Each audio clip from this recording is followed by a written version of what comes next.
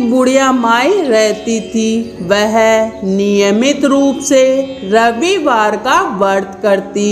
रविवार के दिन सूर्य उदय से पहले उठकर बुढ़िया माई स्नान आदि से निवृत्त होकर आंगन को गोबर से लीपकर स्वच्छ करती।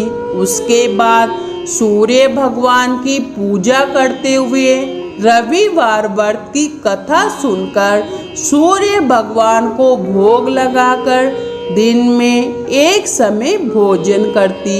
सूर्य भगवान की कृपा से बुढ़िया माई को किसी प्रकार की चिंता एवं कष्ट नहीं था। धीरे धीरे उसका घर धन धान्य से भर रहा था। उस बुढ़िया माई को सुखी होते देख उसकी पड़ोसन उससे जलने लगी। बुढ़िया माई ने कोई गाय नहीं पाल रखी थी, अतः वह अपनी पड़ोसन के आंगन में बंदी गाय का गोबर लाती। पड़ोसन ने कुछ सोचकर अपनी गाय को घर के भीतर बांध दिया।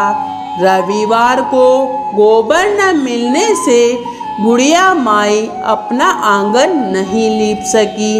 आंगन न लीप पाने के कारण उस बुढ़िया माई ने सूर्य भगवान को भोग नहीं लगाया और उस दिन स्वयं भी भोजन नहीं किया।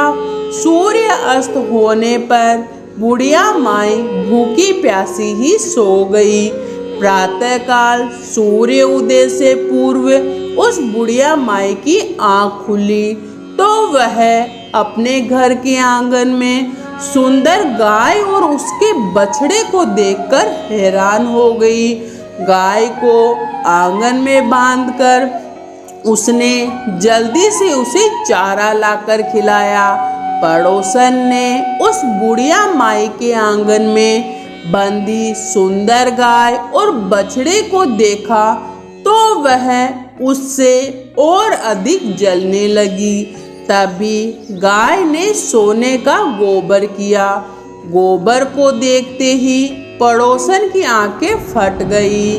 पड़ोसन ने उस बुढ़िया माई को आसपास न पाकर तुरंत उस गोबर को उठाया और अपने घर ले आई तथा अपनी गाय का गोबर वहां रख आई। सोने के गोबर से पड़ोसन कुछ ही दिनों में धनवान हो गई। गाय के प्रति दिन सूर्य उदय से पूर्व सोने का गोबर करती थी और बुढ़िया माई के उठने के पहले पड़ोसन उस गोबर को उठाकर ले जाती। बहुत दिनों तक बुढ़िया माई को सोने के गोबर के बारे में कुछ पता ही नहीं चला। बुढ़िया माई पहले की तरह हर रविवार को भगवान सूर्य उदय का व्रत करती रही और कथा सुनती रही। लेकिन सूर्य भगवान को जब पड़ोसन की चालाकी का पता चला तो उन्होंने तेज आंधी चलाई। आंधी का प्रकोप देखकर बुढ़िया माई ने गाय को घर के भीतर बांध दिया। सुबह उठकर बुढ़िया माई ने सोने का गोबर देखा और उसे बहुत आश्चर्य हुआ। उस दिन के बाद बुढ़िया माई गाय को घर के भीतर बांधने लगी। सोने के गोबर से बुढ़िया माई कुछ ही दिनों में बहुत धनी हो गई। उस बुढ़िया माई के धनी होने से पड़ोसन बुरी तरीका से जल भूनकर राख हो गई और उसने अपने पति को समझा बुझाकर उसे नगर के राजा के पास भेज दिया। सुंदर गाय को देखकर राजा बहुत खुश हुआ। सुबह जब राजा ने सोने का गोबर देखा तो उसके आश्चर्य का ठिकाना ही नहीं रहा।